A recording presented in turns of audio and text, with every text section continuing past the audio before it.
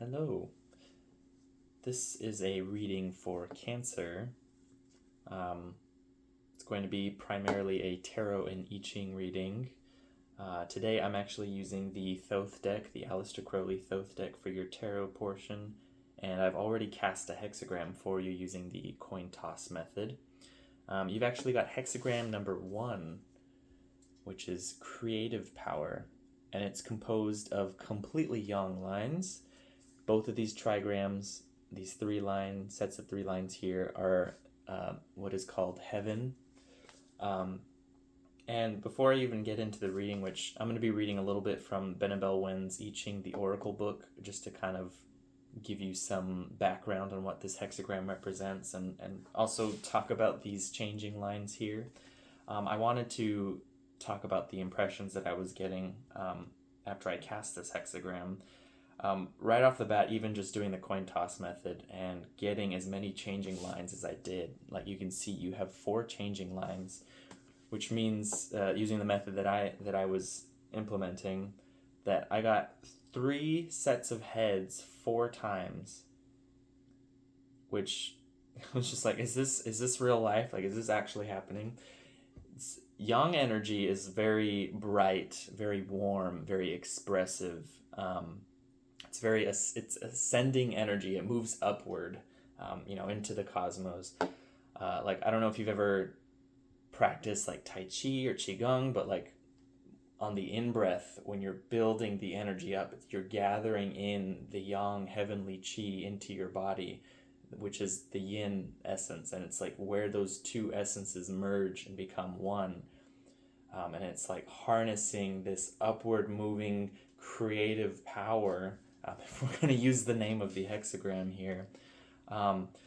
And important to note with that sort of upward, expressive, powerful, dynamic energy that's that you're interacting with, maybe within yourself or in the environment around you, it does change into hexagram number 27 with these changing lines, because all 4 of these lines are in a state of transition to yin lines. And so what we would end up with is a hexagram composed of thunder down here and mountain over here. So these 2 yang lines at the top and bottom would be the only unchanged lines in the hexagram. And what hexagram number 27 represents is like taking in nourishment. Like, one of the images associated with that hexagram is a mouth with the teeth, just because of the way it looks. I don't have the hexagram on me right now to show you, but important to keep in mind when you're sort of not messing with, but interacting with yang, warming, expansive, upward moving energy that's kind of causing action, causing creative, whatever the case may be, whatever this outward moving energy is for you. It's important to make sure that you're taking in nourishment, that you're replenishing the yin aspect, because the yin is what is the fuel that, what's the word? Nourishes the yang fire, the ascending, warming energy. It's like the food that you eat, or it's, the sleep that you're getting. Any sort of physical practices that help provide nourishment to your body are going to help maintain this very almost like Kundalini awakening. Because even looking at this hexagram, like I'm thinking, especially with some of the language that Benebell and the I Ching Oracle use regarding this hexagram and a dragon, like a sleeping or a hidden dragon being awoken. It's like, oh yeah, Kundalini energy, like just this upward ascending energy that's both physical and metaphysical, sort of transforming form into something that's more subtle, more, I wanted to say electric, like gross matter becoming energy, like that process of transformation. So yeah, just making sure that you're taking care of your body, you're eating good foods, you're getting enough rest, you're, doing physical activities that help to strengthen and fortify your body in a way. Maybe that is Tai Chi, Qigong, or, yoga, stretching, that sort of thing. Anyway, just want you to keep those things in mind. I'm going to read a little bit from Hexagram 1 in Benabel Wen's book here, just to kind of give you a basis for what this hexagram represents, okay? So, the oracle says, heaven's blessing, the creative power awakens a dragon. What had been hidden is now ascending. Take pause before you proceed on your endeavor. Be assured of your course of action before you proceed. Know who you are. Know where you came from. Be humble and modest. Be above reproach. Then those who seek to harm will be rendered harmless. You will become the dragon that emerges from the depths, visible and rising above your peers. A pillar of beneficent, I always have trouble with this word. Beneficent, because I always want to say beneficent. Beneficent astral light guides your movements. You face a moment of choice, the temporal or the spiritual. Endurance and patience will be required of you, as what is to unfold shall do so for a prolonged length of time. The chi of heaven is full of vigor, powerful in action, and heals what is ailing. Harnessing the chi of heaven, the sage strives to be strong and capable, and never ceases in that striving. Know what is weak within you and strengthen it. The sage maintains power by using that power for the greater good, aligned with the divine, and not to further any self-interest. When the directive power above increases, so does the direct power below. It is now a period of expansion for you. Sublime success, favors bestowed from heaven. There's a little bit more on that, but I just want to get to these changing lines for you. So you have line 2 is the first one. So second line says, a dragon seen in the field, favorable to meet the eminent one. What had been hidden is now ascending. Great power is seen. The eminent one will show you the way. You have talent, but you need guidance. Like will attract like, and what is contrary will dilute you. Be cautious of who you associate with. Only associate with those who empower, amplify, and support you, who kind of reflect back that young essence that you're already working with here. So don't hang around those people that bring you down or make you feel, less than, or like you need to come back to reality, sort of thing. Like, third line, obviously I invite you to go ahead and look into this hexagram on your own, and be able to read through the significations line by line, because there's a lot more depth than I'm going into, just for sake of time with this reading. So line 3, the sage forges and builds until the end of the day, until exhaustion. Nightfall under the light of the crescent moon. Stay cautious, alert, stay sharp. Be perseverant by day, be vigilant by night, then no harm will come. When the sun shines and life-giving energy is around you, create and be productive. Persevere, be diligent, work. That also reminds me, the sun is like one of the best sources of yang energy. So if you're able to, and obviously if it's not like contraindicated by any health conditions or anything like that, get some sunlight on your skin. Like, I personally can't go longer than like a week without getting a good amount of sunshine on most of my body. Otherwise, I start to feel kind of slowed down and depressed and just sluggish. So if you feel like you need a little bit more of this yang energy, and everything that I'm kind of going through talking about this hexagram is what you're like trying to reawaken in yourself, the sun is like the perfect catalyst for that. The perfect source of unadulterated yang energy. All right, anyway, back to it. When the day's work is done and night falls, stay alert. Be protective and guard what you've built. Power rising is seen, inviting wicked forces to tamper beneath the cloak of night. There are risks involved and uncertainty. Keep to the pace of the divine, slow when it is slow, fast when it is fast. Do so and no mistakes will be made. Be above reproach, then those who seek to harm will be rendered harmless. All right, so we got the next line is the fourth line. Perhaps the dragon will leap into the abyss, delving upon the profound. Remaining faultless, no harm shall come. An ascending dragon comes to a crossroads. You are in a transitional period. Yeah, no kidding. The dragon will either remain in the profane, or the dragon will take a leap of faith into the abyss and delve into the profound. You face a moment of choice. One choice is a life in public service in the sunlight where the dragon flies among the clouds. The other choice is in solitude and privacy where the dragon becomes king of an unknown abyss. Both will bring you fulfillment. Both will have challenges. It is up to you which you shall choose. No choice is better than the other. Divine will cares not which you choose. Both lead to success. Either path will yield success and fruition. No blame and no harm shall befall. You decide whether to bask in the sunlight by the shores or plunge submerged in a mysterious uncharted void. All right, next one is fifth line. Flying dragon in the heavens, favorable to meet the imminent one. You are destined for greatness and will attain a position of respect. Many will follow you. First, you must cultivate discipline, greater depth of knowledge and wisdom, and gain in experience to ensure that you are worthy of the title you will be granted.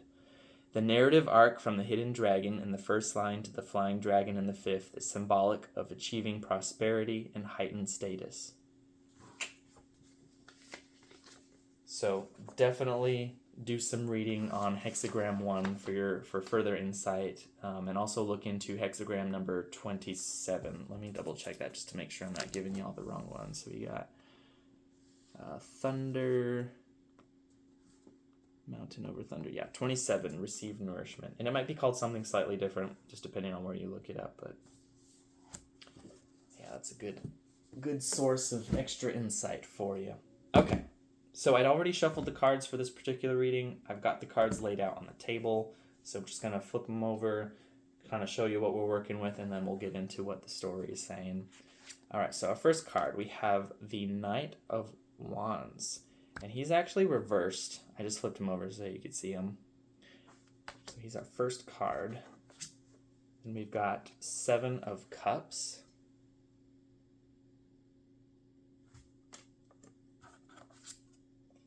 Princess of Swords in reverse.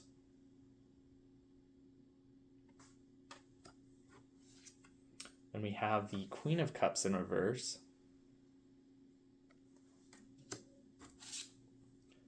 The Aeon, which is this deck's equivalent to the World.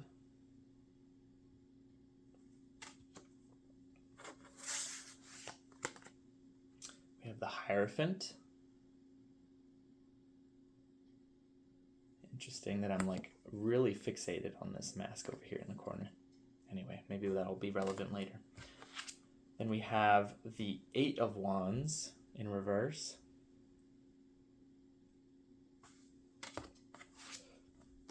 Three of Cups.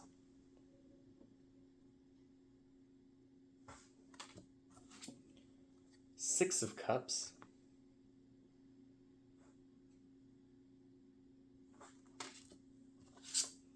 And the Ten of Coins in reverse.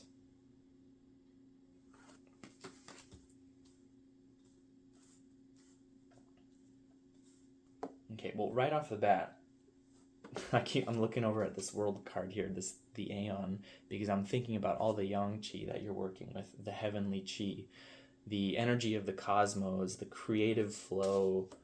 I'm thinking about Final Fantasy VII. I think Mako is what they call it. It's kind of like this pervasive essence that flows through their world and that gives them life, gives the planet life.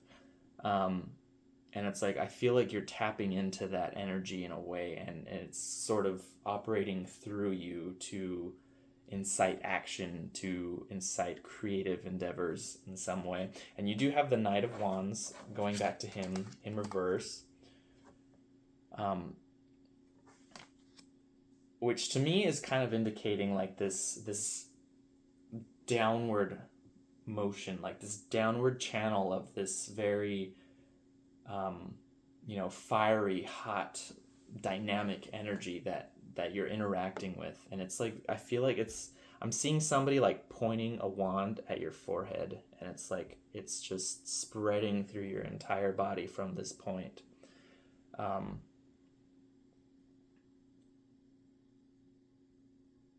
Yeah, and with him being reversed, I'm like feeling like the movement that it's inciting may be more on an internal level at this point in time. Like, I don't feel like it's maybe we'll kind of come to a different conclusion. But as I'm looking at this now, I don't get the sense that it's like inciting you to actually like physically do things or make decisions, or start any new projects or endeavors necessarily. I feel like there's a very, like, the eyes turned within, and like the entire journey is taking place on the inside, and it's like creating this sense of like building up, like something is reaching a boiling. And I don't necessarily think it's like anger or something that's destructive. It's just a lot of energy that's been sort of building up and is maybe starting to overflow. And I'm looking over at the Seven of Cups over here as I'm saying that. And typically I would associate this card with like having too many potential outcomes that you're looking at, too many potential choices, and feeling overwhelmed. But as I'm talking about this sort of approaching a boiling and this energy sort of building up, and looking at the almost poisonous liquid that's overflowing from these cups in this particular representation of the card, I'm getting this sense of like purification.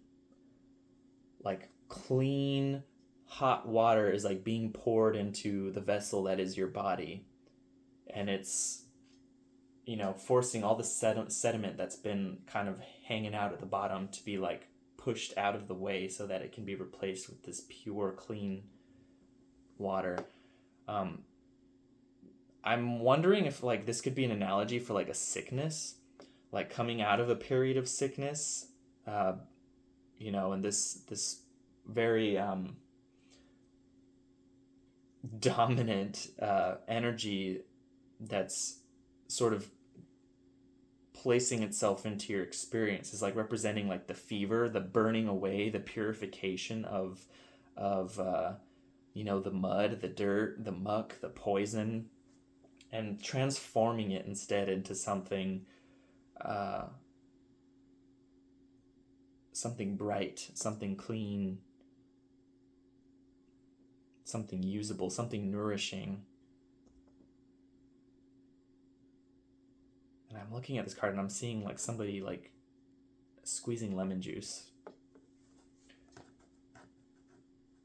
Princess of Swords in reverse is your next card.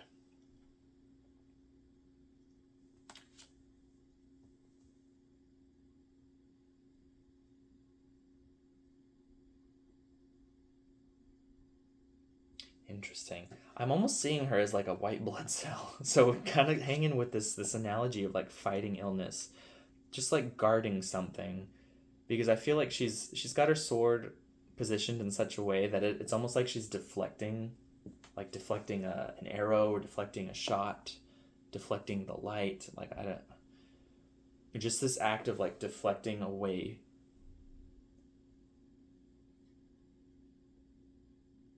Oh, okay.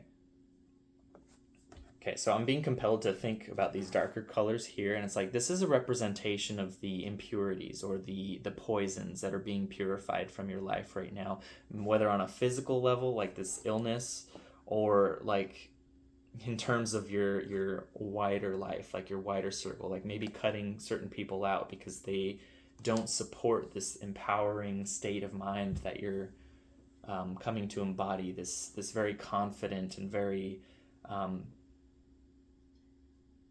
outspoken even.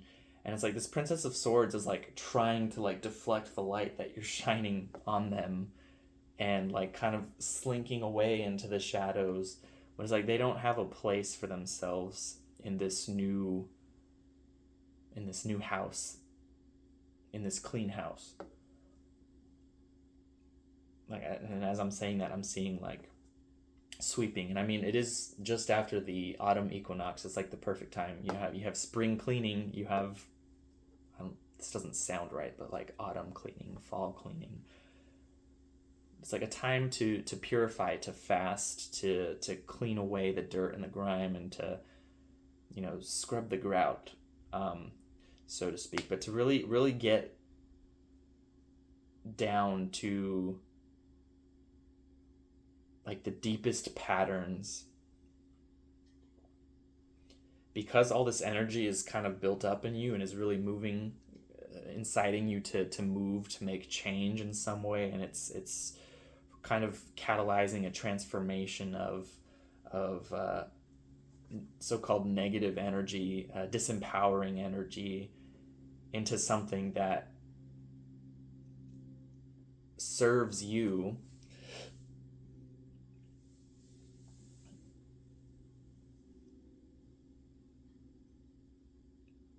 And that's being facilitated by a process of cleaning house. Another analogy with this hexagram and with these particular cards, I'm thinking of those manic moments, like let's say you've been tired all week, just kind of going through the motions, and then it's midnight on Saturday or Friday, and you're at home and you suddenly have this wild urge to clean every nook and cranny in the house, and you're like moving furniture, you're sweeping, you're vacuuming, you're getting washcloth and cleaning the molding, like just getting really, I want to say frantic, but that it's just how it's kind of conveying that energy. It's like needy, like you need to clean, you need to purify the space, and you have this energy available to you and you're going to make the most of it. Like that kind of state is what this hexagram 1 is kind of representing to me. It's like this, you have the energy to do something, and it's maybe inciting you to clean house on more than one level. I don't know. So Queen of Cups is your next card. I'm trying not to get too caught up in the little rabbit holes. Queen of Cups in reverse. And she's right next to this universe here, and I'm looking at the ripples, and I'm thinking back on Qigong, and kind of what I was saying earlier, when you're like breathing in the heavenly yang energy into the yin receptacle that is your lungs, your body, and you're merging that, and it's like a marriage between the two, and there's like a dance, a rhythm, and a flow. And this Queen of Cups, like she's tapping into that. She's learning how to move the energy within herself and how to utilize it effectively in a way that conserves as much of it as possible while still allowing it to reach proper expression.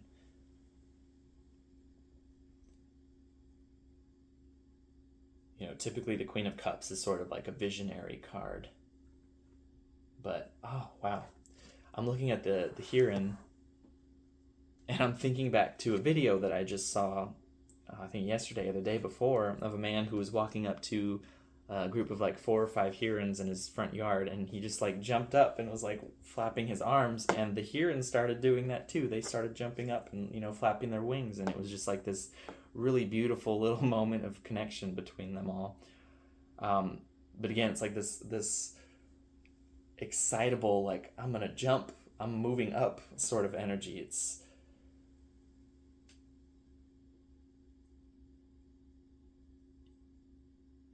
you're working with like a channel of dynamic this hand motion. I don't know, it was like the best way to describe it. It's coming up from the depths, and it's bubbling up to the surface, and it's becoming something that's movable, that's able to be manipulated in a way that is conducive for your purposes and your aims, your goals. Like maybe the energy is coming up, and it's not that you want to clean house, it's that you want to start construction on another room, or you want to say all the things to this person that you have been kind of holding back for whatever reason. But it's like being attentive to how that process unfolds, tapping into the flow of it rather than letting it get away with you, because that energy can be very volatile. It can kind of be explosive at times even. And this Queen of Cups is like, no, we're gonna harness this, and we're gonna work with it, and we're gonna master it. And it's not going to be explosive, it's going to be controlled and channeled. You want to make sure that you're covering your own, kind of along the lines of what the reading for this hexagram was saying, was like, remain faultless. Don't give your adversaries a reason to antagonize you, or to to point their finger at you, so to speak. Remain faultless, and the way to remain faultless is to be measured in your approach to working with this energy, which is kind of consistent with most of the messages that I've been getting for the readings this time around, especially for Aries. Just this very dynamic, fiery, active energy that's being presented to a lot of us, and it's like you need to contain it, harness it, wield it. Don't let it wield you. Maybe that has something to do with like all the solar flares that the sun's been putting out, the CMEs, and how that energy is kind of charging up the Earth electromagnetic system, and it's kind of flooding our systems because we're part of that system. And so like trying to ensure that we're like a container for it, and that we can master and hold and use the energy rather than just exploding. So maybe that's kind of what's being alluded to here. Our next card is the Hierophant. And this is Taurus's card. And he's right there under the Knight of Wands in reverse. My personal relationship with what the Hierophant represents has kind of undergone a transformation in the last few weeks. So my bias is probably going to come through. Typically the Hierophant is associated with like a teacher, or with somebody who has done the work necessary in order to have found themselves in a position of authority. But it's not necessarily authority in the sense of they're better than you. It's authority in the sense that they know what they're talking about, because they've gone through the entire structured traditional process that leads them to the specific destination that they represent. I hope that makes sense. Now, over the last couple of weeks, I've been kind of grappling with the whole structure of religious, matrices and matrices, and just kind of dealing with a lot of the difficult feelings that come up with that. With this Knight of Wands in reverse kind of pointing down at this Hierophant.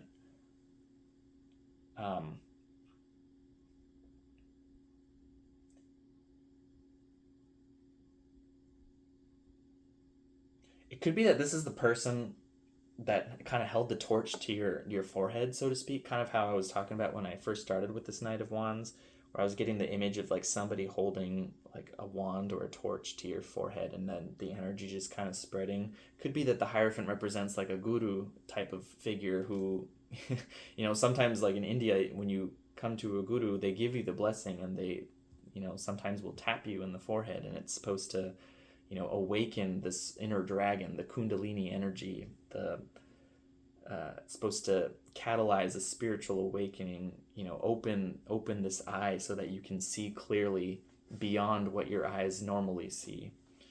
And it could be that that's what the Hierophant is representing, because as I'm trying to maybe tap into some of what my biases are, they're kind of being pushed aside, which is good. I didn't want them to come through. I'm looking over at this mask. This isn't typically what these four figures on the corners represent, but I'm seeing the human figure as like a mask, and it's almost like this universal chi, this mastery, this cosmic being, this cosmic consciousness is presenting itself to you through the guise of a normal person. And maybe there's not like a literal like somebody tapping on your forehead, so to speak, but just being in their presence, just looking into their eyes, just hearing their voice, something about it is just like, what is happening? Like, I feel like my head is cracking open.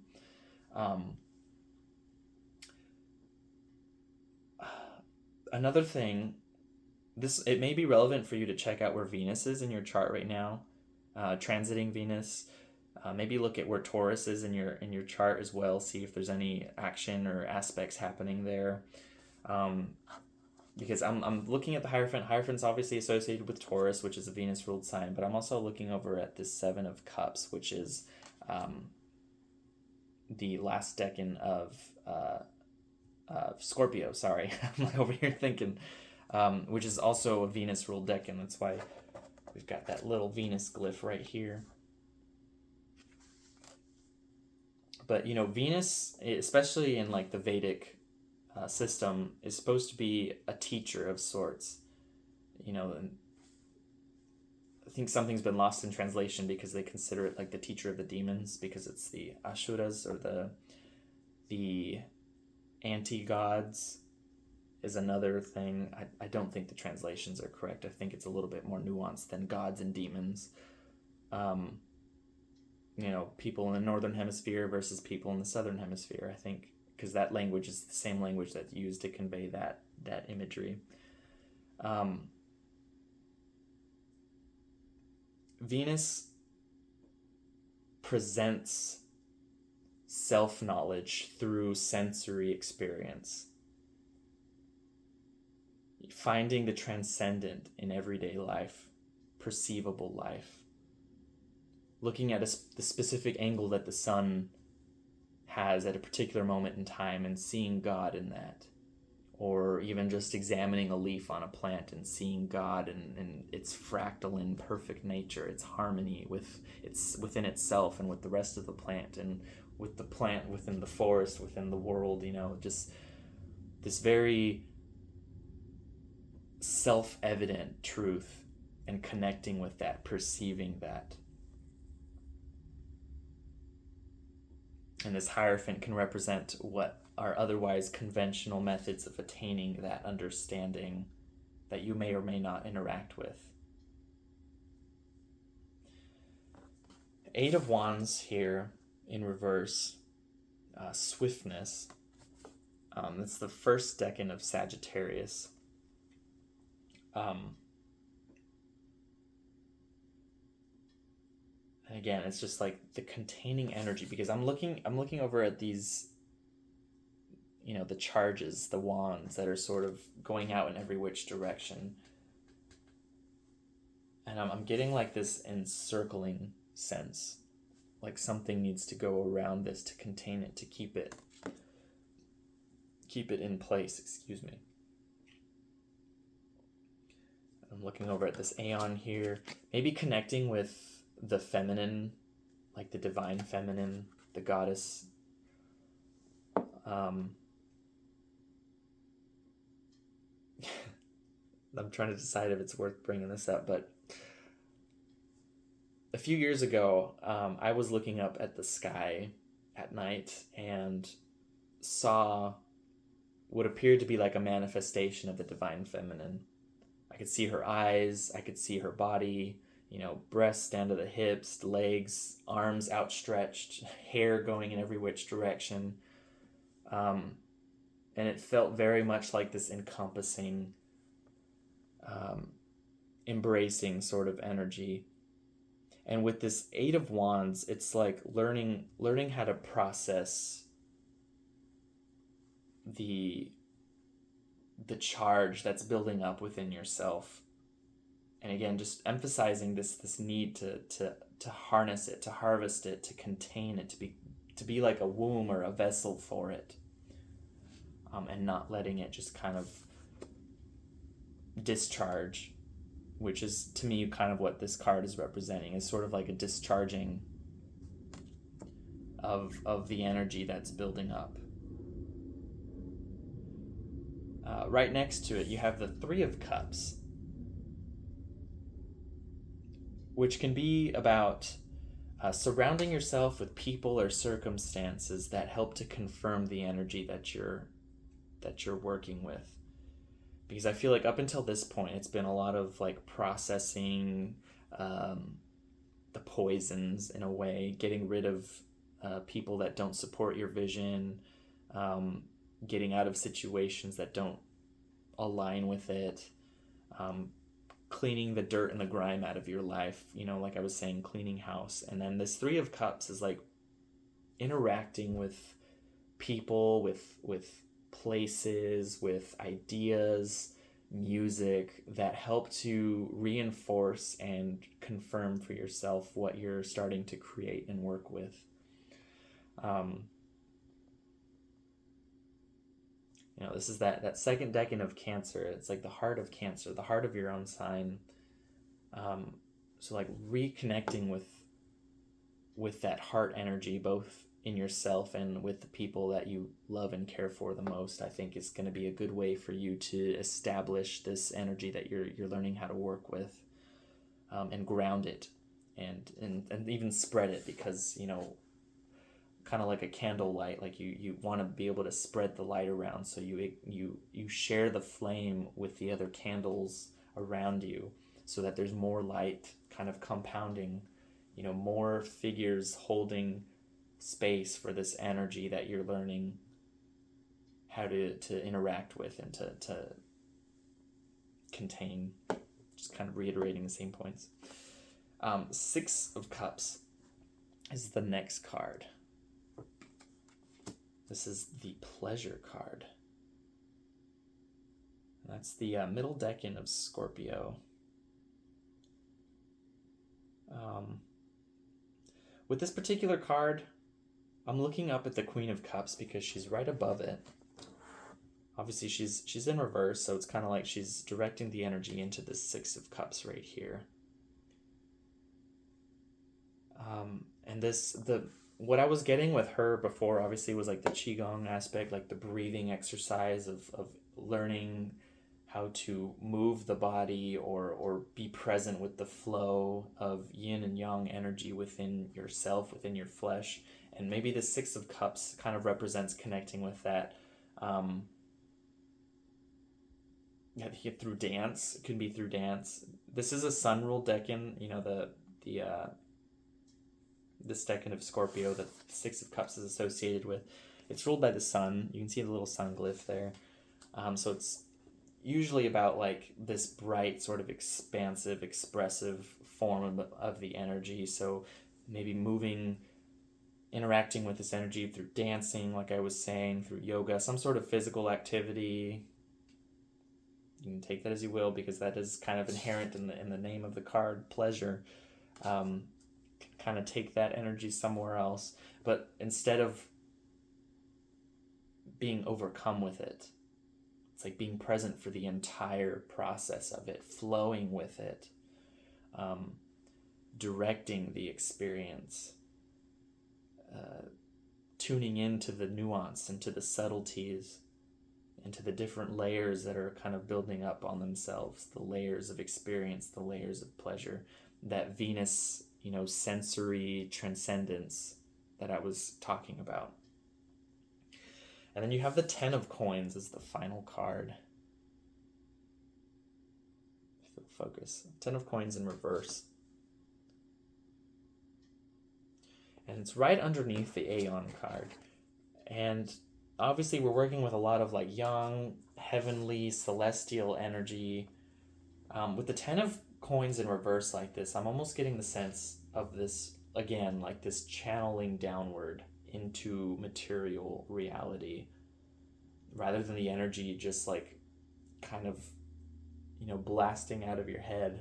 It's sort of like it's being pulled down into something with form and shape, something that's manipulatable, that you can interact with and move and touch and taste and smell and hear, and it's connecting with this Knight of Wands energy again, of like that forehead tap, that forehead torch, and that energy spreading down through the body.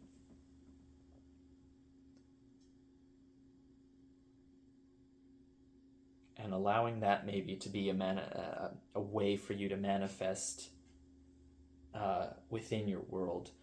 Because in becoming the meeting point between these two energies, there is a certain ability to not necessarily manipulate, but to create a different reality for yourself, to tap into the innate archetypal energies of what abundance and wealth represent, because that, that is obviously what this 10 of coins